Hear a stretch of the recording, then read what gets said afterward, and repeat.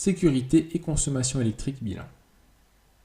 Le corps humain est suffisamment conducteur pour risquer l'électrocution au contact de la tension du secteur de valeur 230 volts. La valeur de l'intensité du courant traversant le corps humain de résistance 2000 ohms est en effet suffisamment grande pour présenter un risque mortel à tout être humain. La loi d'Ohm, reliant la tension à la résistance et à l'intensité, U égale R fois I, permet de déterminer cette intensité. La tension est en volts, la résistance en ohms, l'intensité en ampères. Un disjoncteur différentiel est un dispositif de protection des personnes. En effet, en cas de courant de fuite, il ouvre le circuit électrique de la maison, empêchant tout courant électrique de traverser le corps humain. Tout appareil électrique branché à une prise possède également un dispositif de protection, appelé coupe-circuit. Celui-ci se trouve sur le panneau électrique de la maison et est branché en série avec chaque appareil. Chaque coupe-circuit est adapté à l'appareil relié.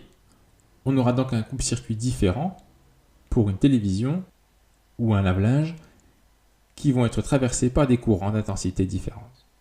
Ces coupe-circuits vont ouvrir le circuit en cas de surintensité et protéger les biens et les personnes.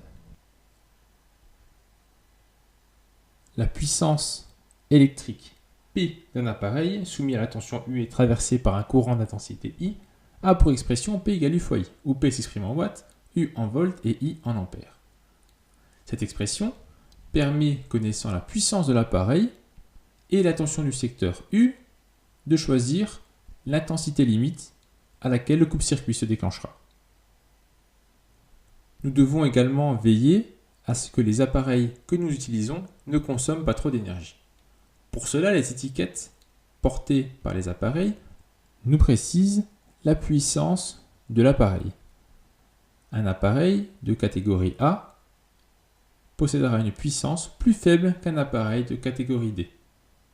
Ainsi, un appareil de catégorie A utilisera moins d'énergie qu'un appareil de catégorie D. En effet, l'énergie est égale au produit de la puissance par la durée d'utilisation. L'énergie peut s'exprimer en joules, la puissance en watts et la durée en secondes, mais nous pouvons utiliser également le kilowattheure pour l'énergie. La puissance est alors exprimée en kilowatts et la durée en heures.